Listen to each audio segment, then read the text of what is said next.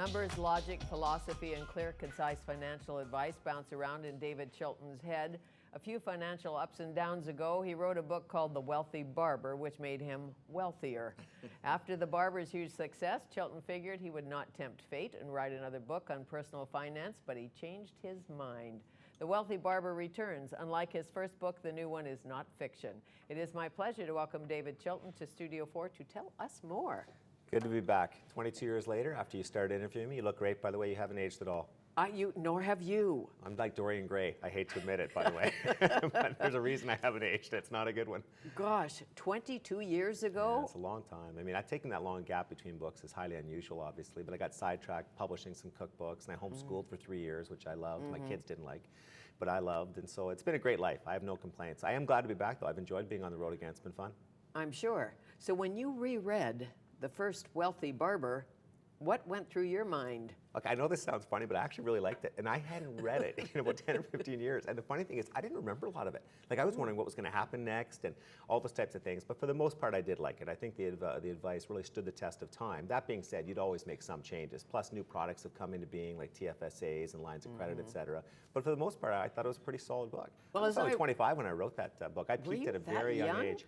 Yeah, Gee. Really, it all went downhill after that, actually. It's quite sad. It's the cover of this, if I can say it, significantly older and marginally wiser, good play on words, Dave Chilton offers his unique perspectives on the world of money.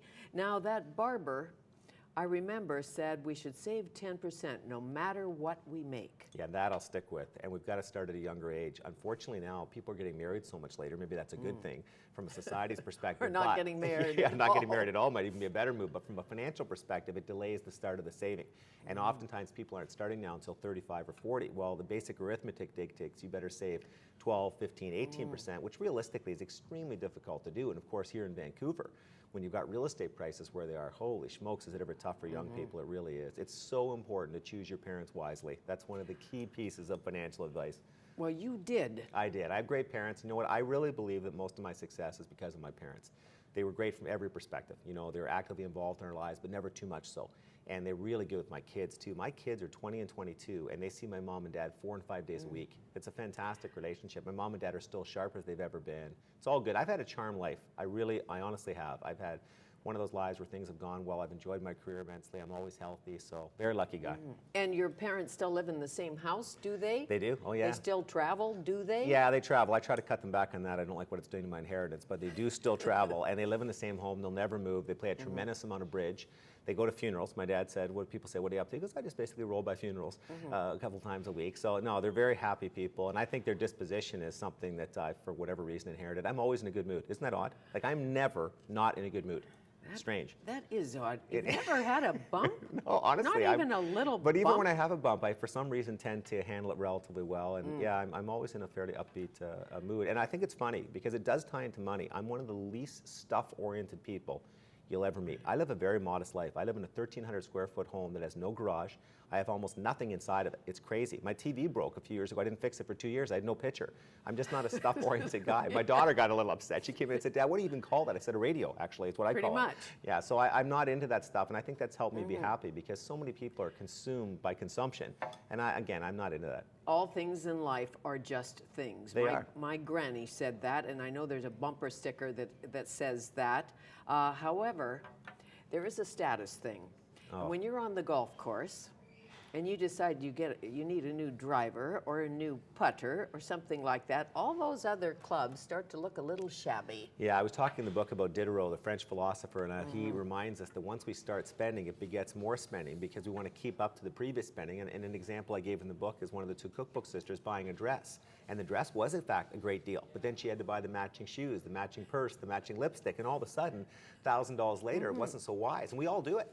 And where I see it more than any other place is home renovations. Once somebody starts renovating their home, throw the budget out, they're not going to stick to it. They'll renovate the basement, but then the basement will make the kitchen pale by comparison. They'll do it. They'll put the granite countertops in and think we need those in the bathrooms, and off we go, and it's a never-ending cycle. I joked in the book, the 4 most expensive words in the English language are, well, we're at it. And the four most expensive letters are HGTV, because the more people watch HGTV, the more I have to pull my hair out over their personal finances. It's true, but wasn't there a book or something that was called Regrets on Parting with My Old Dressing Gown? Yeah, exactly. That was what Diderot wrote, and it was so well done, because he talked about it just buying a gown. But when he wore the gown in the house, he thought his furniture paled by comparison.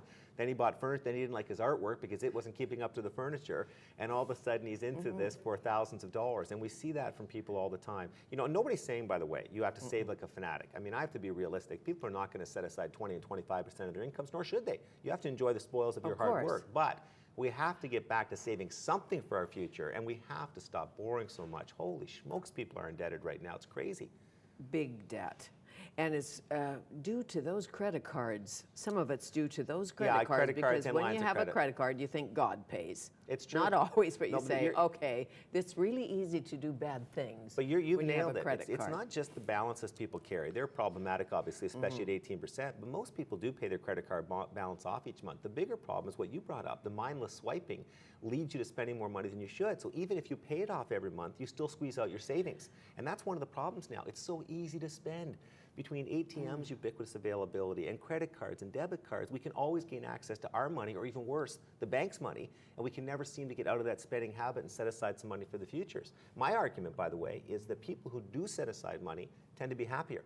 They're not only less stressed because their financial futures are taken care of, but they're not caught up in that possession obsession, because that really does lead to a lot of stress. You can never win that race. And as you know, the wow factor when you buy the Ferrari goes away. It goes from wow to whatever. You write about that in here. You've always dreamt about a Ferrari. You finally can't afford one. You buy it. You're excited about it for 2 weeks. No, it's true. I mean, or maybe all of 3. us. No, but it's true. We're all like that. Even with homes, even with watches. Again, granite countertops is a great example, because the whole society now thinks you have to have a granite countertop. But when they get it, a few weeks later, it no longer is that big a deal. In fact, 3 years later, they're saying we need to get a quartz countertop. All that stuff doesn't work. I think if you're going to spend money, even if you're going to spend money excessively, you're better to do it on experiences. They tend to create more joy. You have the memory of the experience, the anticipation of the experience, all those things. But that being said, I don't want you spending too much money on experiences either. But you're not against spending. You're against spending less than you make. No, more than you make. I'm against spending more. See, this is more. Yeah, this is your problem. Now we know we've diagnosed your financial challenge. Spending more. You're going to go around the country saying Dave Chilton wants people to spend more than they make. That's right. You're going to destroy the Wealthy Barber brand here. Well, no, exactly. I'm not Mr. Crazy. Like, if you talk to people that I've helped directly, they'll say, you know what, that was quite reasonable. I do not try to get people to go crazy, but I need them to save something for their futures. And then the rest of the book talks about TFSA or RSP. Do you pay down debt, or do you build for retirement? How do you pick a mutual fund? But I've tried to take all of those fairly intimidating and dull subjects, frankly, and wrap them in humor and short chapters, because most of us are not big fans of this. We don't like the math, but I would argue most of this isn't math oriented. It's just common sense, that kind of thing. Most of us don't do the math. We weren't built to do the math. So we have a mutual fund. We assume a mutual fund is always safe. We don't look at the fees. We have no idea what it's costing us. Somebody told us to get into it. Well, that's exactly how it works. You know, a guy at a party said, why don't you try out this fund? There's no science behind it, but more importantly, we don't look at our fees at all. Canadian expense ratios on most financial products, mutual funds specifically, are way too high by any common sense measure. If you're paying 3% a year to have your money managed, and a lot of Canadians are, well, look at expected returns in stock markets. They're only about 8%. You're paying 37.5% of the expected return. What if you're buying bonds and you're buying stocks? You might only be expecting to earn 4 or 5% in this environment, and 2 or 3 of it's going to the money manager. It doesn't make any sense. We have to get our fees down. By the way, off the record, I don't meet anybody in the industry who argues with me on that. Off the record, they all say, Dave, you're right. We are charging too much. We do have to get fees down. On the record, of course, it's very difficult to get them to say that. Of course. It is, but we don't complain much in this country, as you know. No, we don't. Not as much as the Yanks. No, we don't know enough either, but I'm hoping that the Wealthy Barber Returns and a lot of the other books out there are starting to draw attention to this. And I tell you, I have seen a change in the last year. I'm being asked better questions about fees, about saving techniques. Right. People are starting to realize they've got to do more of this on their own. Sure. Well, the boomers are aging. You may have noticed. That's a big part. Plus, the bad stock market returns, of course, have forced people to reassess and realize, hey, I'm behind the 8 ball now. I better do something differently. I better do a little bit of learning. The good news, again, is this stuff's not that tough. The tricky stuff doesn't work.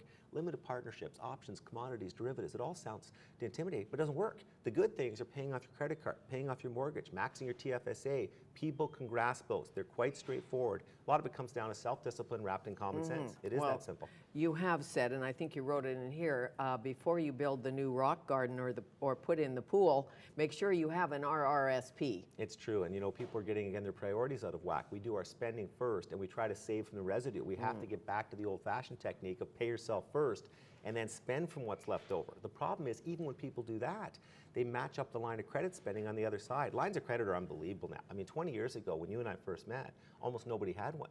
Now it seems like they're Canadians' national pastime. We open up a line of credit, we treat it like a second income. So instead of treating it like the bank's money, we treat it like it's our own, but at some point you have to pay the principal back. Or we get a line of credit so we can buy a condo and flip the condo and make some money down the road. Don't we all want the windfall or the something, especially if we don't have a company pension? Well, exactly, and it puts us in a tough position. We really are a country of haves and have-nots now with the pensions. You've got the government pensions, which are not only really beautiful in terms of the numbers, but they're also indexed to inflation. And then the private sector, a very small percentage now, have pensions, and those people have to do a tremendous amount of saving. There's going to be some conflict, I think, in the next 10 to 20 years, as a lot of the retiring baby boomers go, holy smokes, look at our lifestyles relative to government employees. But that being said, you can't do anything about that. And I think the key is the government employees do have good pensions. The only way you can catch up is to do a lot more saving than you're doing and start at a younger age. It's old-fashioned, trite advice, but it matters. Great. Too late for you, no offense. Too late. But you're not old. No, you're not young. But they'll retire me. You watch. They might retire. Will. They'll say she's old for television. No, she they should be won't. gone. You look great. But if you do the math for most of us who have not worked for the government, been a Supreme Court judge or something like that, so we don't have the pension. I plan on selling my house. Well, that's the only way most people can get out of it, Only unfortunately, way or I taking can out a reverse mortgage. live out my life. Yeah. What do you think about those? Well, it's funny. I don't like them because they turn compound interest into your enemy instead of your friend. You're borrowing money. You're not paying it back until you die or until you move out of the house. So every year that debt is escalating at the outstanding interest rate. However, despite the fact I don't love them, for some people they aren't a bad answer. They don't want to leave that home and they need cash flow. So the reverse mortgage takes a lot of criticism, justified, but that doesn't mean it's not the right response in some instances. Most people don't want to move down, by the way. They like their neighborhood. They're accustomed to living where they are. And if they do move down, they never move down much. They don't go way down, so they don't really free up a whole lot of capital. That's why I've always said a fully paid for home is not much of a retirement plan. You need a lot beyond that. Great. Now you tell me. You need to get married to somebody very wealthy. I do. I need a baron, You like do? immediately. So do I, by the way. Okay, a baroness. Yeah, baroness. Or Well, maybe even not. a baron, I don't care. Whatever. We've never talked about that. Let's leave that out. Okay, less is more. I like that philosophy. Yes. So you sell the big house or the little house and you rent or you invest? I think it depends on the area and the time. Like in Vancouver, rent right now for some people is a better deal, frankly, than buying, which is almost unaffordable. So I think there's no one answer to that. But what's an interesting phenomenon I've seen? A lot of my female friends have been divorced late in life, in their 40s and 50s, and they've been forced to move down. And initially, they've been really reluctant to do that. They didn't want to leave the family home and all of its memories. A year later, you talk to them living in a smaller home, they're thrilled.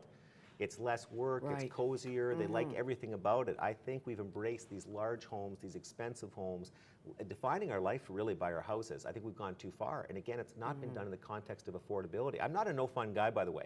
People hear me do these interviews and they say, geez, Dave never wants us spending or having fun. Right. That's not the Not case. so. You just have to do it in the context of affordability. We have to save some money. There's good debt and bad debt. But being a prairie girl, my mother always said, own a piece of something. And I agree with her. You own the thing that owns the thing. There's nothing wrong with owning some land. In fact, I think farmland going forward still would be one of the better investments over 20 and 30 years, over any 3 or 4 or 5 year period. No one's smart enough to make those predictions, but there's 7 billion people in the world now as of Monday. I know. Food shortages are going to become more and more commonplace, especially with the weather becoming more extreme. So I think good farmland will hold its value relative to inflation over extended time frames. And we're in a bit of a food crisis coming. The food flow is faltering, so there you go. We're doing a lot of grow innovative corn. things. Yeah, you can support tomatoes. Okay, let's come back. The Wealthy Barber Returns. I can't say You have it trouble with even. that. Significantly I older. don't even like significantly older. Yeah, that's right. Just Subconsciously, a little you're bit- sabotaging your own speech. a little bit older. David Chilton will return.